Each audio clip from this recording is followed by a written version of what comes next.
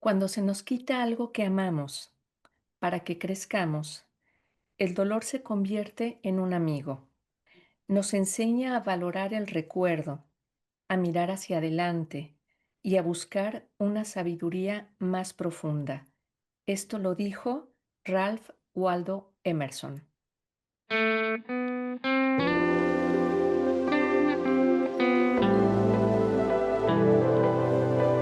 Filos y Psique. Diálogos que sanan.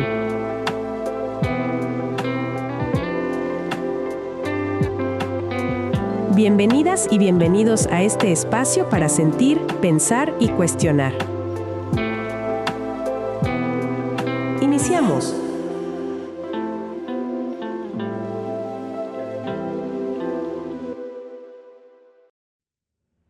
Querida Adriana, ¿cómo estás? Muy bien, Oscar, ¿y tú? Muy bien, muy contento porque tenemos otro capítulo, es el capítulo 21. Estamos en el mes de noviembre, al inicio de este mes en México comenzamos con un ánimo festivo, el ánimo conmemorativo también de la muerte. Y fíjate que en ese contexto tuvimos la fortuna de invitar a nuestro querido doctor Osvaldo Loera, que está aquí con nosotros, y pues para reflexionar en torno al tema de la muerte, que viene emparejado con otros temas muy importantes de la salud mental y de la experiencia humana, ¿no? El duelo, las pérdidas, pero ya Osvaldo nos dirá que él es el especialista y pues me gustaría presentar a nuestro querido Osvaldo Loera. Él es psicólogo con estudios de maestría y doctorado en tanatología, también tiene un postdoctorado en psicoanálisis relacional. Ahí compartimos alma mater, Osvaldo y yo, y pues ha acompañado a las personas en duelos durante 14 años, aunque se ve muy joven el doctor Osvaldo Loera, pero pues ya tiene un largo recorrido. Es terapeuta existencial fenomenológico, terapeuta narrativo, con enfoque en atención y prevención de las violencias, acompañante de víctimas de violencias en catástrofes, con enfoque psicosocial y de derechos humanos, lo cual me parece súper interesante. Y es fundador del Instituto Mexicano de Acompañamiento Existencial, donde ya ha formado a muchos estudiantes. Y bueno, pues ha estado en muchos escenarios, Osvaldo, hablando de tanatología y duelos y de cómo acompañar a las personas pues en varios países. Y pues también ha escrito La habitación vacía, apuntes para una tanatología existencial. Pues creo que por ahí tiene otro libro Osvaldo, ya nos dirá, pero pues estamos muy contentos de recibirte, Osvaldo. Bienvenido, Osvaldo. Oscar, Adriana, muy agradecido con ustedes por la invitación, muy contento de estar acá y con muchas ganas de conversar y dejarnos llevar por el diálogo. Excelente. Muchas gracias por haber aceptado la invitación. Pues, ¿cómo ves, Oscar? Si le comenzamos preguntando a Osvaldo, ¿de qué se ocupa la tanatología? Porque muchas veces hablamos de la tanatología o escuchamos a alguien que se le sugiere que vaya a un tanatólogo, pero a veces no sabemos exactamente qué es lo que hace un tanatólogo. Muchas veces lo relacionamos solamente con temas de muerte, ¿sí? De duelos de personas, bueno, de pérdidas, ¿no? De ese tipo de situaciones, de pérdidas de personas cercanas. ¿Cómo nos explicarías lo que hace un tanatólogo? Sí, de inicio, en efecto, contemporáneamente se piensa tanatólogo casi como sinónimo de terapeuta de duelo. Y esa es, digamos que, una ramita de la tanatología, pero no la única. En ocasiones en clases me gusta pensar y proponer la tanatología como un concepto paraguas, en donde hay como distintas como aristas y áreas de interés y demás. La definición que más me ha gustado de tanatología fue propuesta por un italiano en el 2005 y él decía que la tanatología es el conjunto de estudios interdisciplinares a propósito de los límites de la vida, los límites humanos y podemos agregar de cualquier tipo de vida. ¿Qué significa esto? Que sí, la muerte es un límite humano, pero también hay otros muchos límites, como por ejemplo el tema de las fronteras en cuanto a territorio es un límite también. De interés para la tanatología de área social, por ejemplo. ¿Qué pasa con las personas en temas de migración? de deportación, etcétera, etcétera. Temas como la crisis climática que estamos viviendo es también una experiencia límite, porque tiene que ver con especies y territorios que se van poniendo en riesgo. Y eso tiene que ver con una tanatología ecológica, por ejemplo. ¿no? Temas como las crisis económicas también son límites en las naciones y tiene que ver con tanatología financiera, por ejemplo. A donde voy con todo esto es que quizá sea de utilidad para quienes nos escuchen, que sepan que no todas las tanatólogas y tanatólogos se dedican propiamente a la terapia de duelo. La terapia de duelo es una vertiente en particular, pero hay muchas otras vertientes. Por ejemplo, lo que sucede con las madres buscadoras de sus hijas e hijos, también es de interés de la tanatología, el tema de las instituciones carcelarias, el tema de los feminicidios, etcétera. Y sí hay, por supuesto, un área de terapia de duelo. Esto lo comento porque en diplomados, maestrías y doctorados en tanatología entramos de distintas disciplinas. Sí, mayoritariamente psicología, ¿no? Pero también abogados, abogadas, odontólogos, y de pronto cuando llegamos de inicio es como de, ¿qué hace un odontólogo acá? ¿No? Y justo su camino va más encaminado hacia cómo acompañar a sus personas, a sus pacientes, no propiamente en terapia, pero sí para poder acompañarles emocionalmente cuando pierden una pieza dental o su dentadura, etcétera, ¿no? Y que, insisto, no es terapia, pero sí que les viene bien que cuenten con ciertas habilidades de contención. O un abogado, por ejemplo, que no hace terapia de duelo, pero se dedica al tema de la documentación al final de la vida. Ustedes saben que cuando alguien muere, se requiere toda una documentación y la familia regularmente no está disponible emocionalmente como para andar buscando esto, lo otro, asesorándose y demás. Entonces los abogados y abogadas con formación en tanatología ayudan mucho como en ese proceso muy sensible, pero también muy cuidadoso. Un poco por ahí. Wow. Qué interesante, pues para mí es muy novedoso lo que nos comentas. Como bien dices, relacionamos tanatología con un terapeuta de duelos, pero esto que nos compartes acerca de la limitación humana, pues me parece fabuloso, ¿no? Me parece así como que, pum, nos abre un montón de caminos porque creo que los psicoterapeutas, a final de cuentas, somos acompañantes en muchas dimensiones de las personas, ¿no? Pero creo que en general y en todos los casos somos acompañantes de la experiencia del límite, ¿no? Del límite en muchos sentidos, ¿no? Porque cuando acompañamos a alguien que no viene directamente por un duelo, seguramente lo estamos acompañando porque experimenta un límite en cuanto a cómo adaptarse a una cierta situación, en cuanto a cómo no se siente un límite en las relaciones de pareja, en las relaciones familiares, en el contexto, cómo se siente un límite consigo mismo, ¿no? Por ejemplo, cuando atendemos asuntos de autoestima, asuntos de autoconcepto. Entonces me parece híjole, pues podemos platicar un chorro y bien padre acerca de cómo acompañar el límite humano, ¿no? Sí, también un poquito decir al respecto que también llega a creerse que la tanatología en su vertiente terapéutica solo aborda el tema de la pérdida por muerte, pero como bien van señalando, la muerte no es el único límite.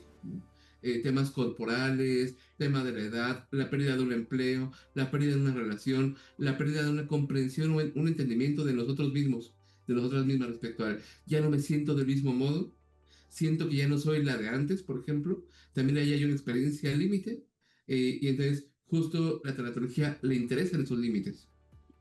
Y yo creo que también esta dificultad o esta relación en automático que hacemos con la tanatología, pues tiene que ver con el nombre, ¿no? O sea, de dónde viene la etimología, Thanatos, muerte, pues inmediatamente nos lleva a pensar en que solamente en eso nos podemos enfocar. Pero bueno, es súper interesante porque vemos lo amplio que es el área en donde se puede uno apoyar en las personas que trabajan con tanatología, los especialistas.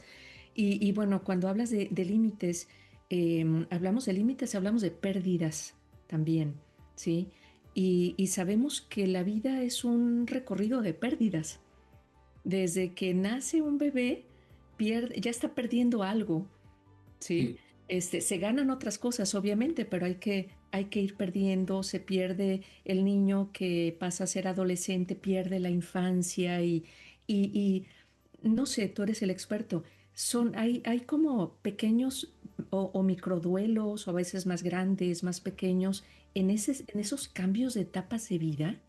Sí, por un lado, déjeme hacer un parafraseo de la filosofía de la tanatología. Hubo un filósofo alemán llamado Martin Heidegger que decía, tiene una premisa como muy conocida que es el ser para la muerte, ¿no? Ujú. Parafraseándolo, en términos tanatológicos, pudiéramos hablar de que algo ontológico en la vida humana, algo que compartimos todas y todos, tiene que ver con que somos seres para la pérdida. Es decir, la pérdida, la experiencia de la pérdida no es no es una experiencia accidental, ¿no? Sino que es propia de la vida. Vivir implica vivir experiencias de pérdida. Por supuesto, no únicamente, pero sí que las implica. Y me importa nombrarlo como una manera de naturalizarlo, de socializarlo y también de no ponerlo en el cajón de los defectos de la vida, sino que forman parte de la vida. Al respecto, hay ciertas pérdidas que cuentan como con mucha visibilidad, como la pérdida de un padre, una madre, la pérdida de una pareja, un divorcio, la pérdida de amigos, amigas. Las pérdidas por muerte tienen una enorme visibilidad social, tanto que hay rituales para ello, los funerales, etcétera, etcétera. Más que creer que hay unas pérdidas más grandes que otras, lo que creo es que hay una distribución diferencial de a qué pérdidas se le da mayor reconocimiento y soporte social y cuáles pérdidas tanto que no son consideradas, no son como reconocidas y algunas incluso son castigadas. En el mundo de la tanatología hay una categoría que me gusta mucho, que es la categoría de los duelos desautorizados. Los duelos desautorizados tienen que ver con, mientras que hay muertes en donde hay un funeral, decía, hay otras muertes donde se deslegitima el dolor, como ¿cómo es que te pongas así por la muerte de un perrito si ni siquiera es un humano, por ejemplo? O ¿cómo es posible que tu hijo haya muerto si seguramente andaba en malos pasos para morir así? O si tu hija no está, es porque seguramente se fue con su novio. Entonces, más que creer que hay unas pérdidas más grandes o más pequeñas, creo que hay pérdidas que cuentan con un mayor privilegio de reconocimiento y otras que siguen siendo muy estigmatizadas y generan una sensación de mucha soledad, que no le resta dimensión de tamaño, pues son igual de dolorosas, pero además solitarias. Sí, Y esto que dices, no, si quieres, Adriana. nada más Ujú. un paréntesis antes de eso, es como una doble pena. O sea, para la persona, por ejemplo, si hablamos de la pérdida de una mascota, de un perrito, o de la hija que se fue, qué sé yo, es el dolor, el sufrimiento de esa pérdida, más el juicio de las personas. O sea, como dices, que están deslegitimizando ese dolor. Entonces es como una doble pena. Cierro Sí, mi paréntesis. Gracias. No, y que iba para allá también lo que Ah, estaba ok. pensando, que lo que nos comparte Osvaldo, pues pone sobre la mesa la importancia de la validación y del reconocimiento, ¿no? Y de cómo cuando esas experiencias no están, porque pues, como dices, no están convenidas, ¿no? Sobre lo que sea importante llorar o sobre lo que sea importante lamentar, entonces las personas pueden experimentarse muy solas, ¿no? Pueden experimentar el dolor en soledad y que esta soledad pues es una apertura para muchas personas en duelo y en alguna de estas pérdidas, también para conocerse a sí mismos y a sí mismas, ¿no? Pensaba en esto que comentabas sobre Heidegger, que si bien está como parafraseas, ¿no? Como somos seres para la pérdida, y cuando dice también somos seres para la muerte, pero luego no queremos pensarlo así, ¿no? Porque nos angustia muchísimo, porque pensarnos como ser para la muerte es pensarnos como seres para la posibilidad, ¿no? Y creo que este tema se me hace como tan importante para pensarlo cotidianamente, porque a final de cuentas vivimos todo el tiempo en la pérdida, pero vivimos también todo el tiempo en el cambio, pues, ¿no? En el cambio y en la posibilidad. sí, sin duda. Creo que también algo que pasa al respecto es que creemos que las pérdidas y los duelos son sinónimo exclusivo de dolor. Y también en los duelos hay un espacio como de reescritura de las personas, como de poder replantearse su vida, poder replantearse lo que significan sus vínculos, poder replantear también el futuro que anhelan o que sueñan, ¿no? Entonces también creo que hay algo bien potente en los duelos que tiene que ver con un proceso de reescritura existencial, por decirlo así. Es como esa parte en que es inevitable el sufrimiento, el dolor es inevitable, de ahí duelo, ¿no? Eh, y luego, ¿qué es, Osvaldo? Depende de muchos factores que pueden influir para que la persona deje lentamente o rápidamente el sufrimiento y se enriquezca y se redefina y reescriba su historia, etcétera. Hay factores, yo supongo, que facilitan esto o ¿qué nos puedes decir en ese sentido? Sí, de inicio, en efecto, una de las etimologías de la palabra duelo viene de dolor, ¿no? Duelo como dolus.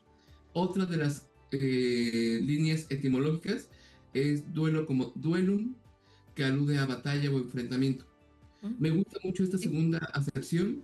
porque permite visibilizar a las personas en duelo como personas respondientes a sus pérdidas. Es decir, me gusta pensar el duelo como lo que hacemos para responder a las pérdidas que estamos viviendo. Y respondemos de distintos modos. Respondemos llorando, respondemos en silencio, respondemos trabajando un montón, respondemos dejando de trabajar, respondemos colectivizándonos, respondemos aislándonos, etcétera, etcétera. A mí me gusta creer que todas estas respuestas son válidas, que depende de cada persona y su estilo y sus intereses poder enriquecer sus respuestas. A propósito de ello, creo que mucho de lo que se hace o intento hacer yo en tanatología, específicamente en la terapia de duelo o en el acompañamiento del duelo, es prestar atención a cómo estamos respondiendo a estas pérdidas y qué tanto estas respuestas se orientan a nuestros intereses, anhelos, esperanzas respecto a cómo deseamos vivirlo, y poder como acompañar y quizá enriquecer estas respuestas. Más que orientar a las personas como esta es la única forma de vivir un duelo o esta es la forma sana de vivir un duelo, preguntarnos cómo necesitas responder a ello, ¿no? En función de cada contexto y en función también de cada relación de lo perdido, porque los duelos aluden a relaciones. Vivimos duelos porque somos seres relacionales. Entonces, me gusta pensar que las personas que vienen aquí conmigo siempre me están hablando de una relación con otra persona, con un animal, con sus sueños, consigo mismas también. Entonces, como poder pensárnoslo como una relación y pensarnos también de qué modo necesita responder a ello para poder como acercarse a sus intereses, sus convicciones, sus necesidades también. Esto tan importante que nos estás compartiendo, Osvaldo, como esta doble vertiente, ¿no? Entre el duelo y el dolor, pero también el duelo como batalla, me trajo a la mente acompañamientos con personas de la tercera edad. Me venía a la mente como esta paradoja que se puede experimentar por parte de las personas acerca de todo lo que se va perdiendo en relación con el cuerpo. Y también me vino a la mente porque te he escuchado y mencionas mucho el cuerpo. Pero pero en esta etapa, como en otras, pues, ¿no? Pero en esta etapa, pues el cuerpo se hace protagonista, ¿no? Es decir, la pérdida del cuerpo como antes se había experimentado, ¿no? La pérdida a lo mejor del oído, de la vista, de la movilidad, la pérdida de las propias habilidades para conocer, ¿no? La pérdida de la velocidad en la que uno habla, la pérdida de sentir que el cuerpo está firme y luego ya está más flácido, ¿no? Como todas esas pérdidas y que son pérdidas inevitables, ¿no? De las que ya no se puede hacer nada, porque a lo mejor en otras etapas pues dices, pues hago ejercicio o tomo este medicamento, y eso, pero en esta etapa es inevitable, ¿no? Y entonces ante esto, luego viene la pregunta de las personas, entonces, ¿como para qué vivir, ¿no? O entonces, ¿qué me queda frente a lo que estoy perdiendo, pero no puedo dejar de perder? Y esto que dices y que es el dolor, ¿no? Pero luego está esta otra cosa de cómo batallamos eso, pues, ¿no? O sea, cómo lo enfrentamos, cómo le entramos, pues, a las pérdidas. Sí, me importa el tema de la corporal por varias razones. Por un lado, he acompañado a personas que han vivido accidentes o enfermedades que les lleva a perder una parte de su cuerpo, ¿no? Como la amputación de una pierna, de un brazo, etcétera, etcétera. Y que además de la transición identitaria respecto al cómo percibo, cómo me percibo ahora corporalmente, cómo me miro frente al espejo, también conlleva enfrentarse a un mundo, a un espacio social que está arquitectónicamente construido para ciertos cuerpos, ¿no? Lo pienso mucho a propósito de un chico que viene acá y me decía, desde que perdí mi pierna, me doy cuenta que no puedo moverme a todos lados. Hay plazas a las cuales no puedo entrar, carros que no puedo manejar, edificios a los cuales no puedo ingresar, por ejemplo. Y esto tiene que ver con una cultura capacitista que celebra ciertas formas corporales y deja en silencio y en olvido otras capacidades corporales, ¿no? Lo mismo pensándolo un poco con, me gusta llamarle personas mayores, ¿no? A propósito de no solo que en efecto su cuerpo está cambiando, su audición, su visibilidad, su movilidad, etcétera, sino que también vivimos, hay algo que en ciencias sociales, sobre todo en activismos gerontológicos, se le llama como edadismo, que tiene que ver con el rechazo y la estigmatización al envejecer. Entonces vivimos rodeadas y rodeados de una cultura que promueve maquillaje antiarrugas, tinte para ocultar las canas, esos chistes que tienen su trasfondo político respecto al, no, ya te ves bien viejo, o la edad no se pregunta, etcétera, etcétera, que tiene que ver con un sutil pero claro rechazo al envejecimiento. Entonces, sí que en efecto hay una experiencia de mi cuerpo está cambiando, ya no responde como antes, junto con, como decías, Adriana, de un doble dolor, con el dolor de no solo que mi cuerpo cambia, sino que ahora me rechazan por ello. Y entonces hay tanto quienes dicen, apelo a este realismo y busco la manera de que no se me vea tanto para pasar desapercibido o desapercibido, o hay también quienes se colectivizan y dicen, no pretendo ponerme cosas en el cabello para ocultar mi edad, o mi edad no está mal, etcétera, ¿no? Entonces, como justo dar cuenta de que el cuerpo no está por el abstracto solo, sino que no está abrazado y atravesado por la cultura. Y de alguna manera, bueno, es la cultura, la sociedad, todo lo que vivimos, redes sociales, etcétera, como que, como que nos llevan a querer evitar todos esos procesos, ¿verdad? O sea, como es que vas a ser feliz si haces tal y cual cosa y hay que evitar tal, etcétera. Y es nada más como estar evadiendo algo que, como decía Oscar, es inevitable. O sea, tarde o temprano lo vamos a enfrentar, ¿sí? El tema de la salud, por ejemplo. Yo veo muchos pacientes que desarrollan ansiedad muy importante porque tienen temor a enfermar, a perder la salud. De alguna forma lo ven de esa manera. No se hable de perder la vida, ¿no? No se hable de la muerte, pero es eso, es que no me quiero enfermar. Es que yo no quiero que mi familia se enferme. Obviamente no es que lo querramos, ¿verdad? Como tal, pero, eh, pero es esa forma de estar queriendo evitar lo inevitable y que lejos de prepararnos para enfrentarlo, me gustó también esto del duelo como una especie de lucha, ¿no? O sea, yo voy a luchar para estar bien. En vez de prepararnos, pues escondemos la cabeza como las avestruces y hacemos como si no pasa nada, pero sigue pasando. Sí, sí, hay un rechazo tremendo al tema de enfermar, ¿no? El tema de la muerte, por supuesto, el tema del envejecer, el tema de la tristeza también, ¿no?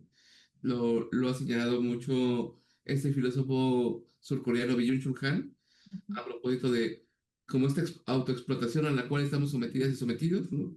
Y restando lugar al tema del descanso, al tema del encuentro, y es que vivimos en una lógica como de siempre hay que producir, siempre hay que estar funcionales, ¿no? Y justo la experiencia de la enfermedad la experiencia del duelo, la experiencia de la vejez, son experiencias como muy anticapitalistas, ¿no? Quien está en duelo no es el mejor momento para producir más dinero, ¿no? Lo mismo quien está enfermo o quien envejece. Hay personas que estando enfermas se entristecen por estar enfermas, porque me siento triste porque no puedo ir a trabajar, tengo pendientes, etcétera, etcétera. Tiene que ver también con eso, con una sociedad que no da lugar a lo que no es productivo, al cuerpo no productivo. Mm. Pensaba también, me vino a la mente cuando comentabas hace rato acerca de la tanatología como como un pensar o un saber acerca del límite humano. Me vino a la mente a un libro que leí hace mucho tiempo de un mexicano, creo que se llama Ricardo Peter, que desarrolló una cosa así como llamada antropología antropología del límite. Y él la explicaba como también esa relación con nosotros mismos acerca de los límites en cuanto a qué vamos decidiendo y cómo vamos haciendo la vida. Él hacía la referencia como a que tenemos como muy normalizado el asunto de vernos siempre en términos morales y que entonces cuando tenemos que decidir y que decidimos cosas que traen como consecuencias situaciones que van más allá quizá de lo esperado, de lo moralmente aceptado, entonces pues nos vemos como atrapados y viene la culpa, ¿no? Por ejemplo, decisiones que las personas toman en torno a sus negocios, en torno a sus relaciones de pareja, en torno con los hijos, en torno a los hijos, ¿no? Y entonces muchas personas que se ven paralizadas porque tienen que tomar alguna decisión, pero que como decía ahorita Adriana, ¿no? Como la avestruz que esconde la cabeza, porque pensaría que entonces no tomando esa decisión se va a evitar a final de cuentas alguna consecuencia. Y eso nos habla como del límite humano, porque tenemos que decidir, no sabemos qué decidir siempre, pero decidimos lo mejor posible, ¿no? Y que generalmente, pues sí, las decisiones traen consecuencias que impactan a las personas que queremos, ¿no? Pero que es inevitable decidir, es decir, vivimos en el límite todo el tiempo, ¿no? Sí. Eh, en filosofía existencial le llamaban como cómo decidir, sí, cada decisión es una renuncia, ¿no? Porque entre todas las posibilidades, elegir una suele implicar renunciar a un montón de otras. Un filósofo que lo ha abordado un montón se llama Joan Carles Meric, un filósofo catalán, y él habla de la condición finita, ¿no? Y que de igual manera pensamos finitud como muerte, ¿no? Y él dice, la finitud tiene que ver con las decisiones que tomamos cotidianamente, ¿no? Me emparejo con alguien, implica renunciar a otras posibilidades de parejas. Me divorcio también, ser madre, ser padre, una decisión trascendental también respecto a lo que eso conlleva, vivir en un lugar o en otro, elegir una carrera, etcétera, etcétera. Todas estas decisiones nos resuenan en nuestra condición finita porque nos limitan ante ciertas posibilidades o no. Entonces, justo como poder reconocer cuántas decisiones tomamos aun cuando son tan pequeñas y cómo esto condiciona nuestra vida, es algo que suele ser complejo de querer ver, pero también como muy importante porque es lo que nos hace ser quienes somos. Y de alguna manera, así también como comentaban, eh, como que el verse ante esa disyuntiva, o sea, tengo que tomar una decisión, hay personas que se quedan bloqueadas allí, hay personas que no se mueven. Ahorita que comentabas, por ejemplo, lo de ser padres, yo he visto a muchas personas, mujeres, que, que dicen, es que quiero ser madre, pero quiero seguir teniendo el cuerpo que tengo. Quiero seguir saliendo con mis amigas, es que no quiero dejar eso, pero sí quiero ser mamá y se quedan ahí atoradas y luego el tiempo va pasando, ¿no? O sea, el tiempo no perdona, el tiempo no te dice, ok, aquí me quedo mientras tú tomas una decisión. Eso por un lado. Y fíjate que algo que también veo con mucha frecuencia en consulta son esa opinión que muchas personas tienen de sí mismas de que no van a ser capaces de. Es que no voy a ser capaz de caminar sin esta persona, o sea, es que murió tal persona, mi madre, mi padre, qué sé yo no veo la vida, no voy a poder caminar de esta sola, ¿no? O solo. No se diga un hijo, la pareja, lo que sea, no voy a ser capaz, como que se nos baja una cortina tremenda y que sentimos que ya no vamos a poder dar un paso. Sí, y es que nuestras relaciones generan como un mundo en conjunto. Y cuando perdemos a la otra persona, sea por muerte o no, no solo perdemos a la persona, también perdemos ese mundo que construimos juntos y juntas. Entonces, en efecto, ver esas metáforas e imágenes que aparecen en películas de el recién nacido, cómo tiemblan las piernas, como en analogía con los animalitos y demás, pienso que vivir cada duelo también nos coloca en esa condición de volver a comenzar, ¿no? Por supuesto que tenemos sabidurías y habilidades con las cuales ya contamos, pero se vive como un volver a comenzar nuevamente en un nuevo mundo. Eso es lo, perdón, es lo que lo hace complejo. Sí, ahorita que estaban comentando como esta dificultad para decidir y de perder un mundo, también me venía a la mente casos de acompañamiento a personas que tienen algún familiar en adicciones, ¿no? Y pensaba como en estos casos ya extremos en donde la adicción ha destruido a toda la familia y entonces queda para las personas, no sé, por ejemplo, para los padres como la disyuntiva de si seguir viviendo para el hijo adicto o seguir viviendo para ellos, ¿no? Y que seguir viviendo para ellos, para muchas personas puede representar como mucha culpa, como puede representar precisamente perder el mundo de ser padres de alguna manera, ¿no? Pero luego están estas disyuntivas de que si entonces sigues viviendo para algo que es irremediable o que está fuera de tus manos, pues entonces vas a perder como tu propia experiencia, ¿no? De vida. Y bueno, pues esas cosas como muy radicales, pues, ¿no? Que enfrentan algunas personas. Y bueno, pues pienso de nuevo en este, en este significado de la batalla, pues ante lo que se puede perder o ante lo que se va a perder. Sí, porque por un lado está familias que conviven con alguien con consumos problemáticos, ¿no? Como el tema de me da miedo que se muera, me da miedo que tenga una sobredosis, me da miedo que se ponga en riesgo, como un constante temor por su vida, pero al mismo tiempo una demanda muy alta respecto a los cuidados que se requieren, ¿no? Lo he escuchado en familias que viven estas como complejidades, como también familias que conviven con una persona diagnosticada con TLP, Ujú. en donde también requiere un montón de cuidados, comprensiones, entendimientos, etcétera, con el riesgo también de perderse en ello. Acá he recibido personas que dicen, vengo acá para poder hacerle un espacio a mi vida que no gire en torno a mi familiar diagnosticado con TLP. No porque sea un rechazo, no Claro. porque sea un ya no me importa, pero sí un también necesito hacer algo para mí, ¿no? Y es que algo que me importa al respecto decir es que cuando perdemos a alguien o algo, no solo perdemos a ese alguien o algo, también perdemos partes de nosotras, partes de nuestra vida, ¿no? Y que creo que eso es algo como importante de reconocer. ¿Qué perdemos cuando perdemos a un familiar? O cuando estamos en amenaza todo el tiempo de que lo vamos a perder, ¿no? Pensemos en consumos problemáticos, vidas con TLP, personas que lidian con el suicidio, por ejemplo, ¿no? Ahí se juega este tipo de experiencias. Fíjate que bueno, yo creo que ese tema del suicidio, bueno, es además es complejo, ¿no? Ese tema en muchos sentidos.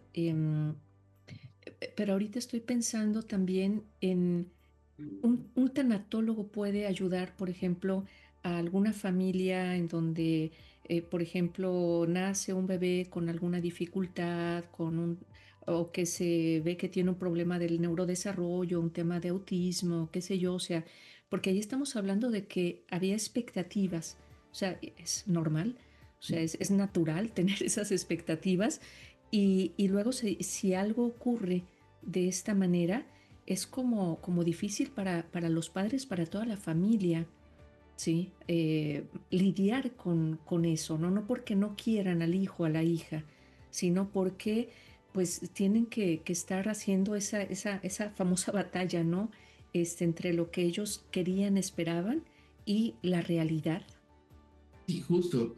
Me recordaste mucho, Adriana, un taller que daba hace como unos 5 años, que tenía que ver con del hijo deseado al hijo que tengo, algo así. Eh, que tenía que ver con grupos de padres y madres de chicos y chicas que fueron diagnosticados con TDA, con hiperactividad, con temas del espectro autismo, etcétera, ¿no? Como no es la crianza que esperaba para mí, no es el hijo o hija que estaba idealizando y que en efecto no es un rechazo propiamente a su hijo o hija, sino a esta realidad. Mm, Y poder hacer este duelo por esta nueva realidad permite poder como abrazar al hijo o a la hija que está ahí, ¿no? Con sus propias complejidades, como todo hijo, me imagino yo que como todo hijo o hija tiene sus propias complejidades, ¿no? Solo que acá está como muy marcado el tema en ocasiones como de la neurodivergencia respecto a ujú, qué es ujú. normal, qué no es normal, Ujú. etcétera, etcétera. Y también una crianza seguramente por otros caminos, otras rutas. Oye, Osvaldo, esto que comentas me lleva a pensar en el tema de las parejas. Parecería que no tiene nada que ver, pero yo pienso que sí, y seguramente pues tú recibes muchos casos al respecto. Pero pensaba no solamente como en las parejas que se terminan, ¿no? Y entonces te visitan por el duelo de la pareja, sino la experiencia de estar en pareja y que se van muriendo versiones de esa pareja y que luego las personas deciden mantenerse en esa pareja, ¿no? Me viene a la mente esta frase de que tuve muchos matrimonios todos con la misma persona y este dato de que dentro de una relación de largo plazo va a haber como varias muertes de esa relación y entonces vienen como nuevos contratos, ¿no? Entonces también ahí hay límite, pues hay muertes y nuevos comienzos, ¿no? Sí, como todas las transiciones que vivimos emparejadas las personas. Ajá.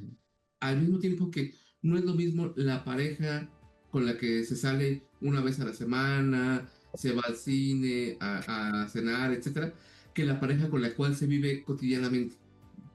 Yo lo he escuchado un montón como llevan 2 meses que se conocieron y ya vamos a vivirnos juntos, ¿no? Porque queremos más de esto y se encuentran con que no es exactamente lo que estaban viviendo, ¿no? Se transforma la relación y es algo completamente esperable y que creo que viene súper bien como poder acompañar y atestiguar el cómo nos transformamos cuando empezamos a vivir con alguien, cómo nos transformamos cuando vivimos una relación de largo plazo junto con alguien, a propósito de nuestros espacios, nuestros intereses, todas las negociaciones que se ponen en juego respecto a hasta cuestiones como súper básicas como ¿qué desayunamos? ¿No?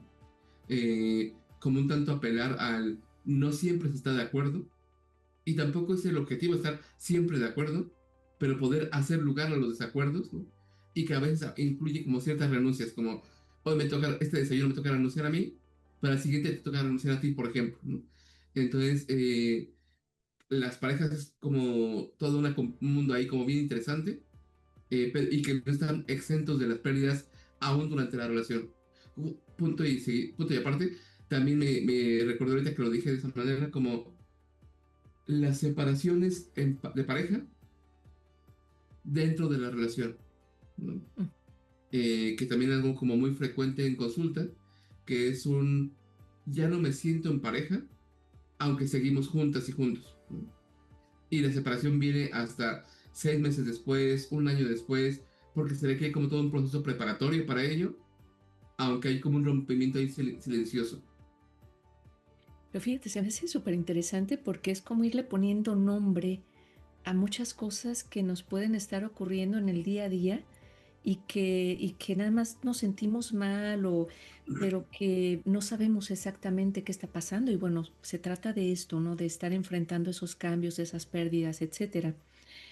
Algo que yo veo con mucha frecuencia también en consulta como psiquiatra son las personas que tienen duelos complicados. ¿Sí? Son las personas que, por ejemplo, sabemos que, bueno, lo hemos comentado en varios episodios, que hablamos de una predisposición genética, hereditaria para padecer tales o cuales enfermedades como cualquier enfermedad, puede ser la depresión, y que una pérdida significativa puede ser un factor desencadenante de alguna enfermedad, ¿sí? De un trastorno depresivo, trastorno ansioso, qué sé yo. Entonces, hay ocasiones en que se empieza el duelo, el proceso de duelo, se vive la pérdida, se desencadena una depresión, por ejemplo, y el duelo ya no puede continuar su proceso natural porque está esta enfermedad, ¿no? Y a veces las personas pueden pasar años atorados en una etapa o en ese proceso de duelo que no se acaba de resolver. No sé en tu experiencia qué ves en este sentido en tu consulta. Sí, creo mucho, Adrián, en el valor como de el trabajo multidisciplinar, interdisciplinar, porque tanto que en efecto hay experiencias de duelo que es como la gotita que derramó el ¿Mm? tema de otras como experiencias depresivas, ansiosas, etcétera, y también experiencias de duelo en personas que ya venían viviendo con periodos largos de depresión, de ansiedad, también junto con experiencias como el TDA, modifican la experiencia del duelo, por ejemplo. Lo noto mucho en consulta respecto a que se vive de una manera bien distinta. En personas diagnosticadas con TLP, también la experiencia de una separación lo pone en un lugar distinto. ¿No? Creo mucho en el trabajemos en conjunto. Porque por mi parte, dado que no soy alguien facultado ni para una medicación, ni tampoco muy cercano al tema de los diagnósticos, me viene muy bien que la persona con la cual trabajo esté cerca de otras personas que sí trabajen en temas de diagnósticos, donde pueda acudir para temas de farmacoterapia por si lo necesita y lo elige, etcétera, etcétera. Y a esto déjame sumarle un factor más. Creo que otro factor que complejiza los duelos tiene que ver con los contextos sociales en los cuales se encuentran. Mm. Creo mucho que las personas que viven sus duelos en un contexto social que lo reconoce, que lo apoya, que lo acoge, le da una ruta como bien favorable, ¿no? A diferencia de personas que viven duelo en contextos de rechazo, discriminación, violencia, ¿no? Me acuerdo mucho de una chica que venía aquí por el duelo de su hermana, que murió que su hermana se quitó su propia vida, ¿no? Y cada que ella se sentía triste y lloraba, su mamá llegaba y le decía, otra vez estás llorando, también te vas a matar como tu hermana. Y entonces, como discursos súper duros, súper violentos, también estigmatizantes. Y entonces pienso también, por mi parte, que algo que complejiza los duelos suele ser también un contexto complicado, un contexto que no da sostenimiento y reconocimiento a su experiencia. Mm. Sí, me trae a la mente, ahorita que estábamos hablando de duelos complicados, pensaba como en dos experiencias, ¿no? O en dos vertientes. O sea, una, por ejemplo, desde el psicoanálisis, los duelos complicados luego tienen que ver con cómo eso se conectan con la historia del pasado y de los deseos y de los vacíos de alguien, ¿no? Y que en relación con esa historia, vacíos, dinámicas pasado, pues entonces se tramita un duelo, ¿no? Y se hace complejo, complicado, o incluso, como decía Freud, pasa la melancolía, ¿no? Él hablaba de los duelos patológicos, ¿no? Y pienso como en la conexión, ¿no? De nuestra historia, de lo reconocido, no reconocido, de lo traumático también, ¿no? Para poder enfrentar los duelos. Pero ahorita que estabas hablando del contexto social, pues pensaría como en lo central de la experiencia de la pérdida y del duelo para la experiencia humana que incluso genera otras experiencias y movimientos, por ejemplo, en las madres buscadoras, ¿no?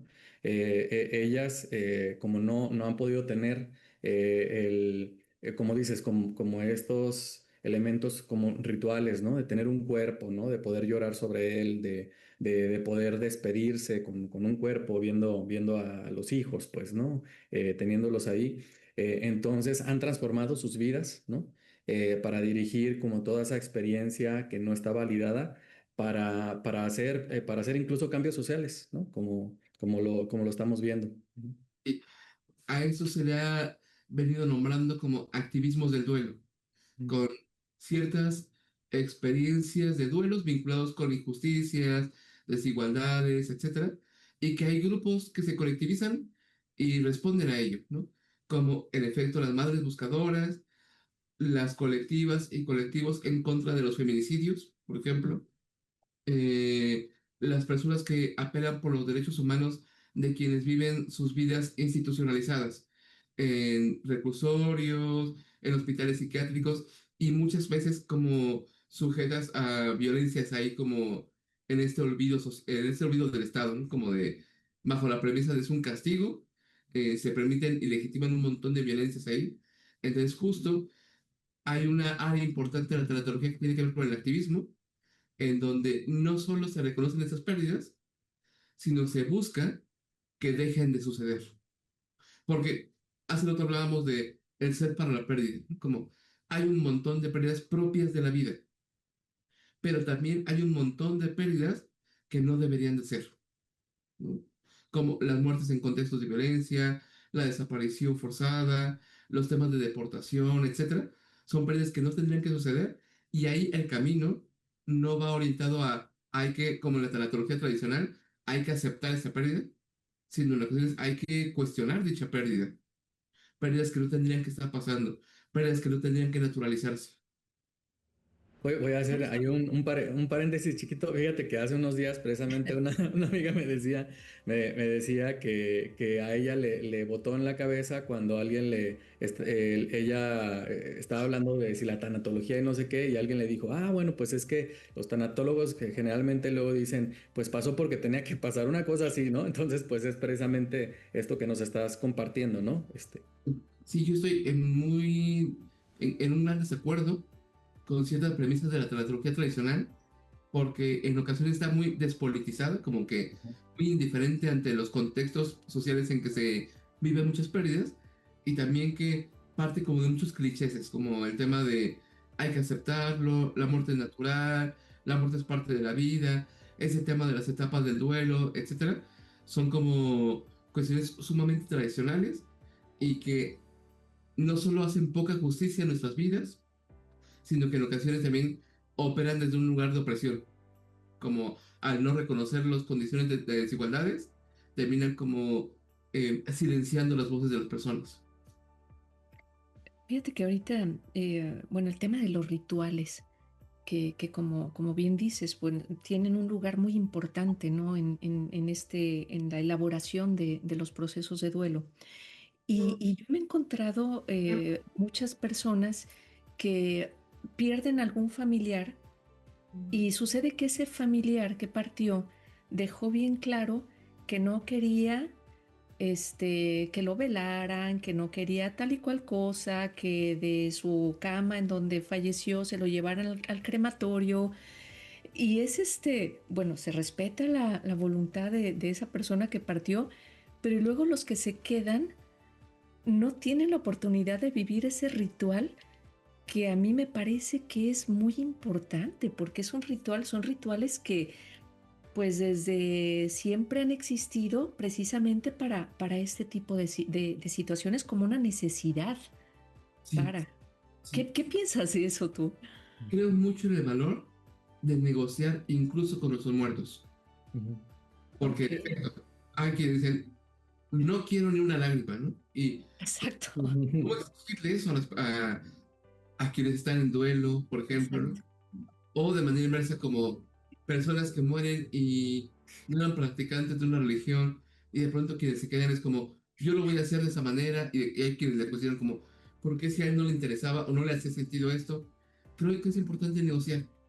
Creo que con los muertos negociamos también respecto a qué hacemos a propósito de las tradiciones funerales, etcétera, los rituales, pero también negociamos a propósito de cómo continuar viviendo. Es frecuente para mí escuchar personas que se viven con una alta lealtad a sus muertos, de no podría hacer esto porque a él o a ella no le gustaría, ¿no? También hay quienes van como permitiéndose ciertas transgresiones, como, bueno, igual no le encantaría, pero Ujú. quiero darme esta oportunidad para mí, por ejemplo, ¿no? Entonces, darnos chance a esta negociación con nuestros muertos.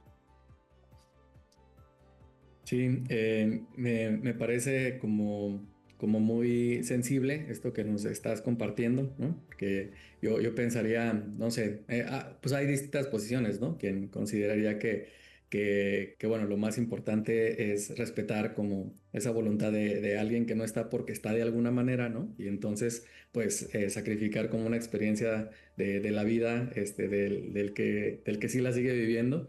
Y también desde el muy pragmático que dice, pues el muerto pues ya no está, entonces pues ¿qué le andamos haciendo caso, no? Pero creo que en el rescate de esta negociación que estás comentando se hace también como un rescate del vínculo, ¿no? Del vínculo con quien ya no está, pero también como una orientación hacia adelante de la vida de quien sí está.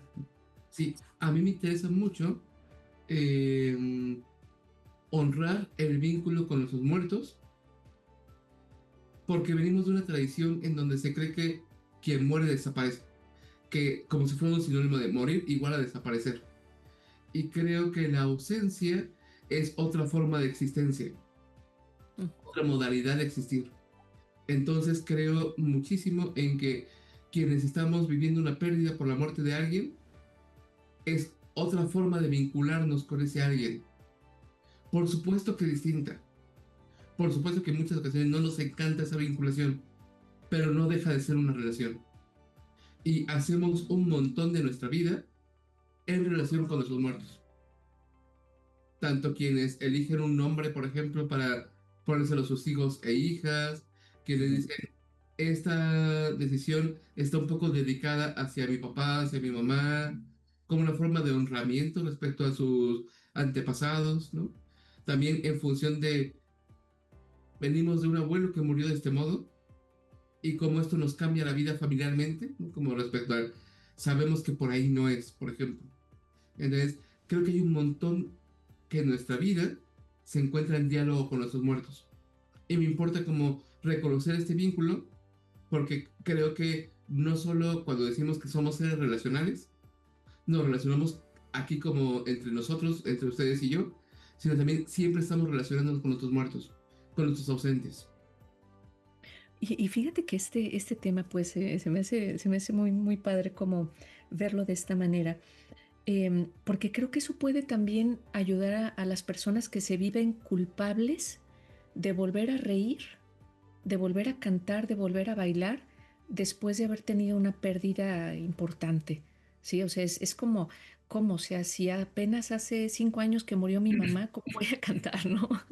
O sea, es como esa situación también de esa culpa y que si se concibe de esta manera, puede ayudarles a dar ese paso, ¿no? Es una forma de honrar, es una forma de relacionarse con esa ausencia, no desde la culpa, no desde la tristeza, sino pues honrando esa experiencia, ¿no?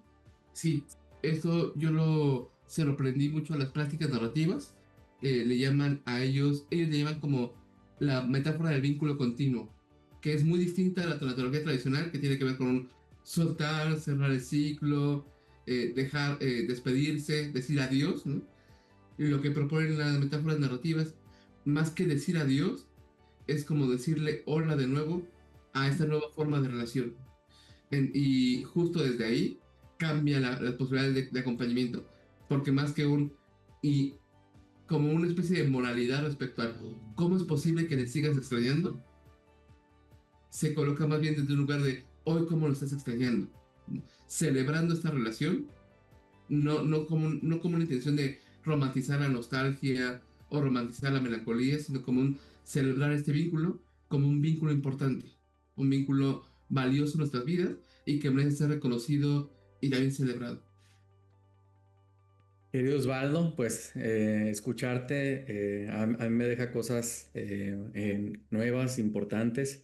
Ya estamos casi como sobre el tiempo, pero pensaba ahorita en esto que nos compartes como de la importancia de que profesionales como tú o de profesionales que tengan como esta perspectiva crítica y creativa. O sea, porque lo que nos estás compartiendo pues es cómo ir más allá de las posiciones tradicionales para darle lugar a los contextos vivos, a las personas vivas, a los cambios.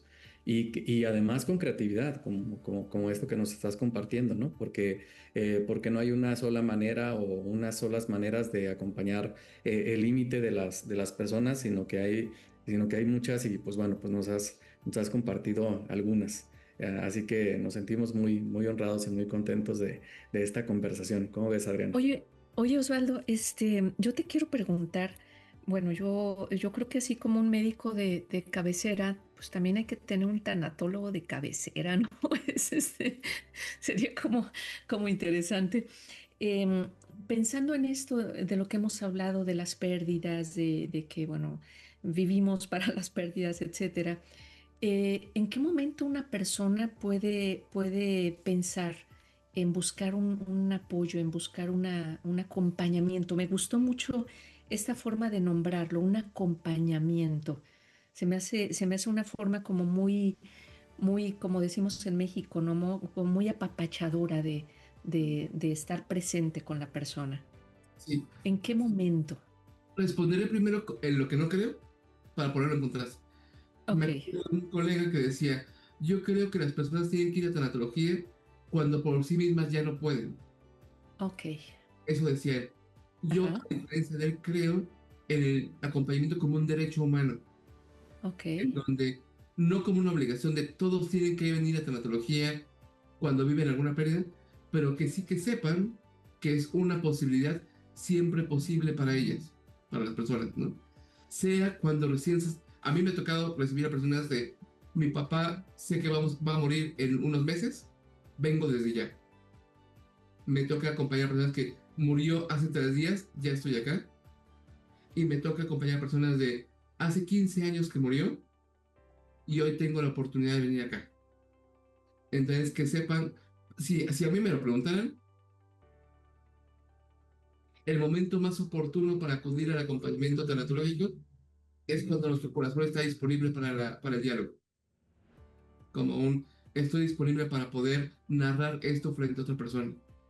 Porque tampoco creo en esta como lógica de hay que obligar a las personas a que vayan, ¿no? Como de mandarlos a terapia como una especie de lógica moral ahí punitivista de ve y corrige esto porque ya está dando mucha lata, etcétera, sino más bien ujú. como acudir a un espacio donde nos sintamos seguras las personas cuando nos es posible poder hablar esto o necesitamos hablar esto con alguien.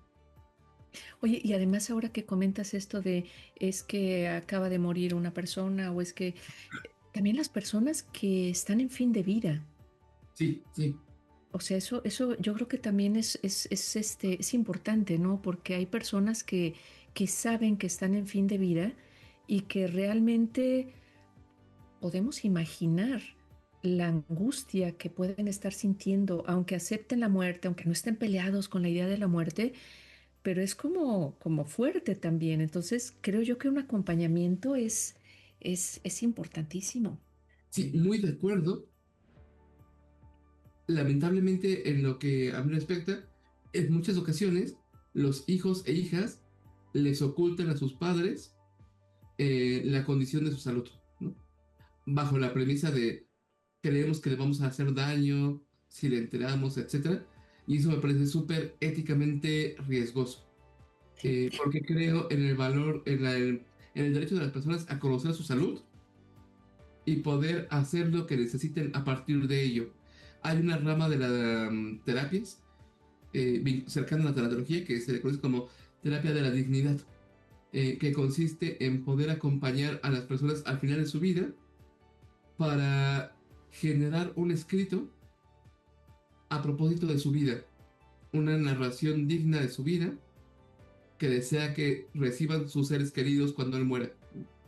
Entonces se llevan a cabo algunas sesiones donde se habla respecto a cuáles fueron los momentos más importantes para él o para ella, cómo le gustaría ser recordado o recordado, etcétera, etcétera. Y creo que también como es poder restaurar la dignidad hasta el último momento de la vida. Esto que nos estás compartiendo, Osvaldo, tiene que ver con esto de las dulas de la muerte o acompañamientos de la muerte. Em, sí, aunque no necesariamente.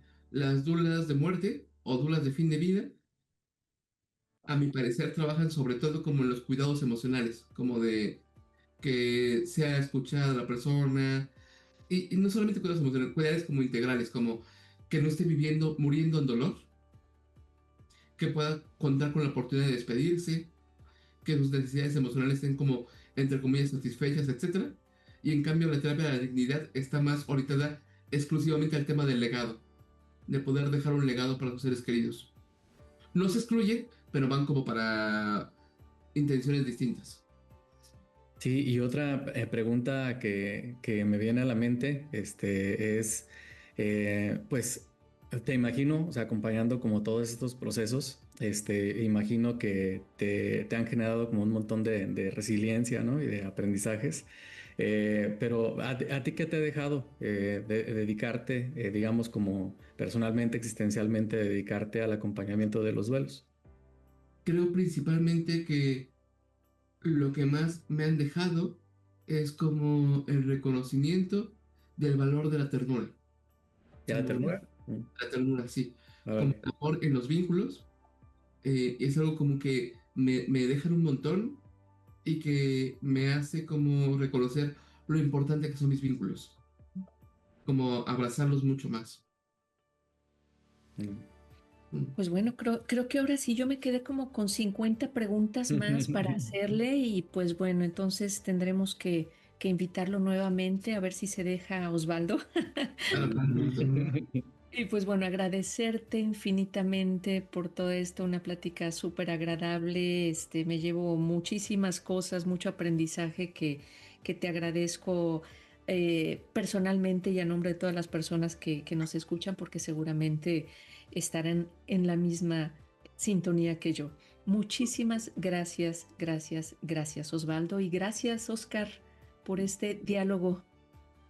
Gracias, Adriana. Muchas gracias, querido Osvaldo. De verdad que nos has dejado mucho y será un diálogo muy valioso y muy enriquecedor para las personas que nos escuchan, y bueno, que ahora van a ser acompañadas de alguna manera también por tus palabras. Oscar, Adriana, un honor enorme. Me siento muy honrado de estar acá con ustedes. Muchas gracias por invitarme, muchas gracias por el espacio y sigamos conversando. Claro que sí. Claro que Gracias. sí. Hasta pronto entonces. Hasta pronto.